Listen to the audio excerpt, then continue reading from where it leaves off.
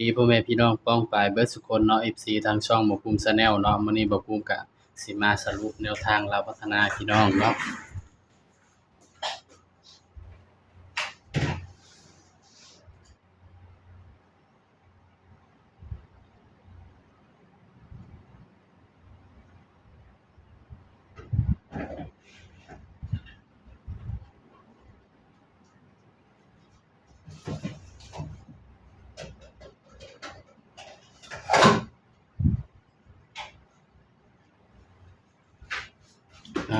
บัดนี้ก็มาสรุปแนวทางลาวพัฒนานำบ่ภูมิเลยเนาะพี่น้องเนาะสำหรับสุดสรุปเด้อพี่น้องเด้อแต่ละงวดบ่ภูมิบ่เคยมาสรุปให้เนาะพี่น้องเนาะอันนี้งวดวันที่12เนาะ12พฤษภาคม68สรุปเด้อพี่น้องสรุปเนาะลาวพัฒนา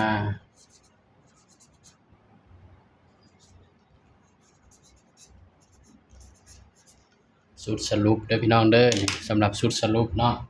มาเบิ่งนำกันเลยพี่น้องสำหรับสุดสรุปลาวพัฒนาของงวดวันที่12พฤษภาก็ว่าเบิ่งนำกันเนาะสิได้ตัวใดพี่น้องสำหรับสุดสรุปเฮาสรุปแบบง่ายๆเด้อพี่น้องเด้อสูตรนี้บ่ภูมิบอกเลยเนาะไผก็บ่มีคือบ่ภูมิดอกเนาะสำหรับสูตรสรุปสูตรนี้เนาะพี่น้องเนาะนี่แต่ว่ามันก็มีเข้ามีหลุดเด้อพี่น้องเด้อ มันออกอย่าง73 58 85 18นะสำหรับสูตรสรุปเนาะพี่น้องเนาะก็ตัวแรกเลยพี่น้องสำหรับชุดแรกเนาะชุดแรกก็คือ03 07แล้วก็35 38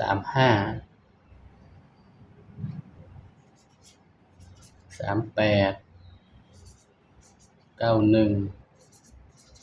98นี่คือชุดสรุปเนาะพี่น้องเนาะนี่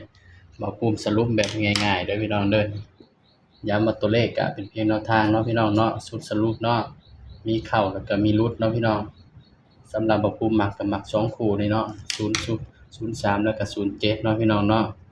มาเบิ่งชุด3ตัวนำกันแบบง่ายๆเนาะพี่น้อง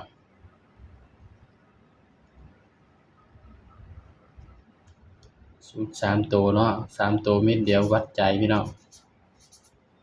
039เนาะนี่039กันไว้046ก็ดีเนาะพี่น้องนี่ก็คือชุดสรุปเนาะของลาวพัฒนาเนาะของงวดวันที่12พฤษภาคม68เนาะพี่น้องเนาะนี่สำหรับคลิปนี้เนาะบ่ภูมิก็ฝากพี่น้องไว้เพียงส่ำนี้เนาะพี่น้องเนาะอย่าลืมกดไลค์กดแชร์กดติดตามช่องบ่ภูมิ Channel นี่เด้อพี่น้องเด้อสำหรับชื่นชอบแนวทางบ่ภูมิก็ฝากกดไลค์กดแชร์เนาะพี่น้องเนาะสำหรับคลิปนี้เนาะบ่ภูมิก็สบายดีครับ